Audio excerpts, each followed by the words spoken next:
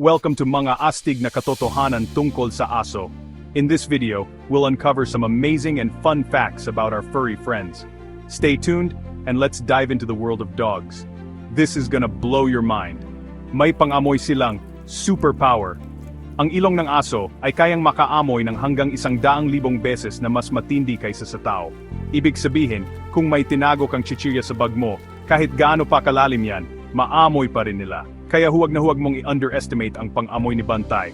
Marunong silang mahiya. Yes, mga bes, kapag napagalitan mo ang aso mo dahil sa naggalat siya, napapansin mong parang nakayuko siya, nakatingin sa baba, at mahinhin. Hindi mo lang ini-imagine yan. Nakakaramdam din sila ng hiya o guilt, o baka umaarte lang sila para mapatawad agad. May sariling fingerprint ang kanilang ilong. Oo, totoo yan.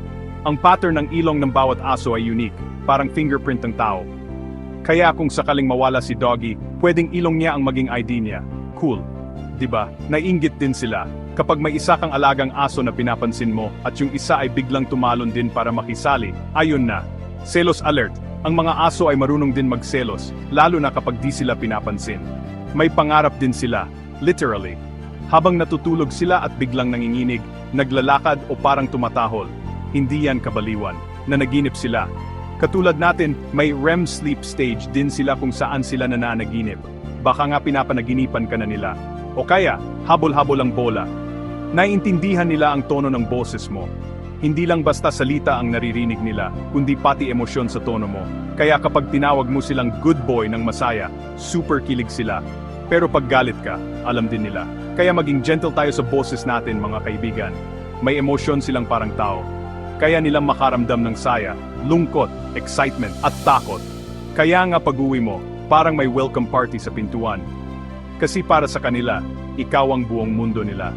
Bonus fun fact, ang unang aso na naging astronaut ay isang babaeng aso, si Laika.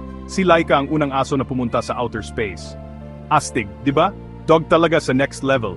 Ayan, ngayon alam mo na, hindi lang basta man's best friend ang mga aso. Sila ay kahanga-hangang nilalang na may puso, utak at personalidad. Kaya next time na makita mo si Bantay, bigyan mo ng belly rub at sabihing, ang galing mo buddy. Huwag kalimutan mag-like and subscribe para sa marami pang mga video gaya nito.